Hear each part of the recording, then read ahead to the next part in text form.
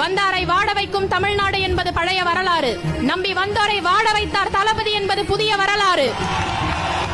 மக்களுக்கான நல்ல தீர்ப்பு கிடைக்க வேண்டும் என்று நாளைய தீர்ப்பில் நடித்த எங்கள் தலைவா, உங்களுக்கான தீர்ப்பு மக்கள் மன்றத்தில் எழுதப்பட்டு விட்டது. 1967 CN அண்ணாதுரை எனும் நான் என ஒலித்த குரல், 1977 MG ராமச்சந்திரன் எனும் நான் என ஒலித்த குரல், 2026 விஜய் எனும் நான் என ஒலிக்கப் போகும்.